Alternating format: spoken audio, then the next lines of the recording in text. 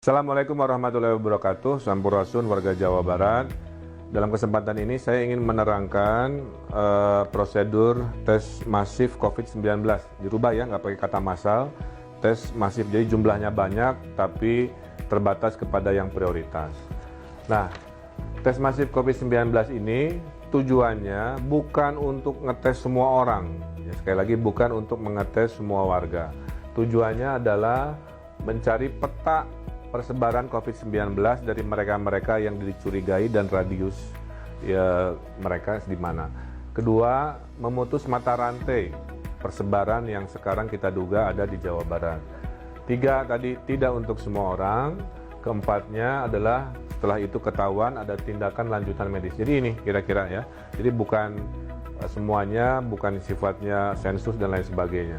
Kalau kita lihat peta Jawa Barat, dari 59 hari ini yang mayoritas ada di Bodebek ya, menandakan pengetesan akan lebih banyak di zona Bogor-Bogor, Depok, Bekasi-Bekasi. Kemudian masih berikut paling banyak di Bandung Raya sesuai jumlah positif COVID-nya, yaitu Kota Bandung, Kabupaten Bandung, KBB, Cimahi, Sumedang, dan seterusnya.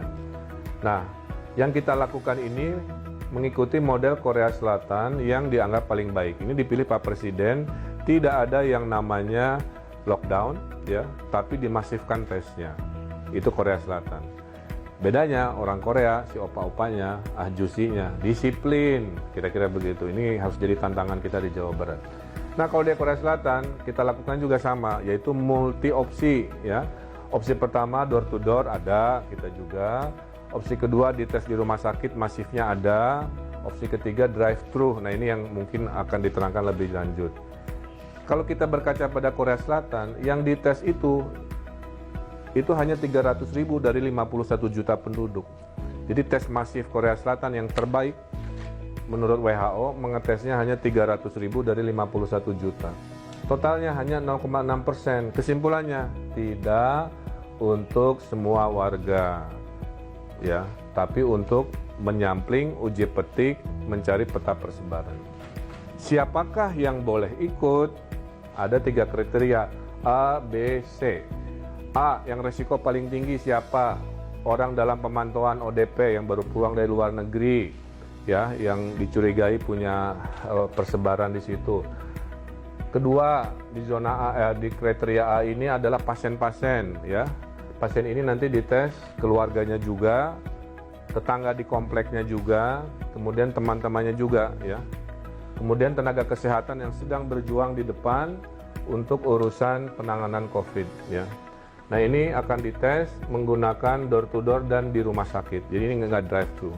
Kemudian B, nah, kategori B, jika Anda adalah tenaga kesehatan umum di puskesmas, di klinik, jika Anda profesinya interaksi sosialnya sangat tinggi massal, ya.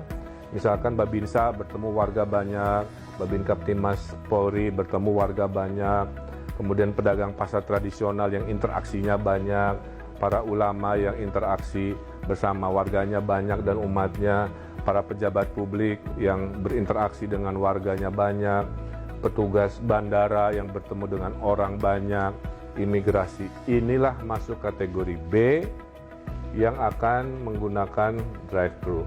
Terakhir, jika Anda warga Jawa Barat yang ada gejala-gejala, nggak enak badan, sakit-sakit, dan butuh keyakinan, maka Anda masuk kategori C yang bisa dites. A, door to door cek rumah sakit, ya diceknya. B dan C tadi kategorinya drive thru. Drive thru juga nggak boleh datang sendiri. Daftarnya online via apps Picobar. Setelah daftar online, ada proses verifikasi, wawancara, keluarlah surat jadwal kapan datang. Maka yang drive-thru ini datangnya tunggu surat panggilan, apakah Selasa jam 9, apakah hari Rabu jam 1, dan lain sebagainya. Datangnya satu-satu, ada jaraknya, ya, sehingga tidak ada kerumunan penumpukan antrian, 5-10 menit dan kita putuskan langsung pulang. Jadi datang, dites sekian detik, kemudian langsung pulang. Nanti hasilnya dikirim online.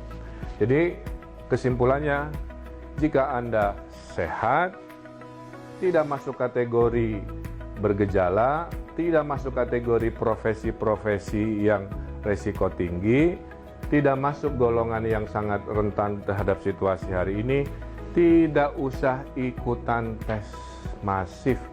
Di rumah saja, tolong mereka dengan di rumah saja, dan jaga jarak, social distancing, itulah yang bisa Anda lakukan. Saya kira insya Allah penjelasan ini jelas, jangan panik, tenang, insya Allah pemerintah tanggap, responsif, dukung kami dengan Anda jaga jarak dan tinggal di rumah. Hatur nuhun, mudah-mudahan menjelaskan. Wassalamualaikum warahmatullahi wabarakatuh.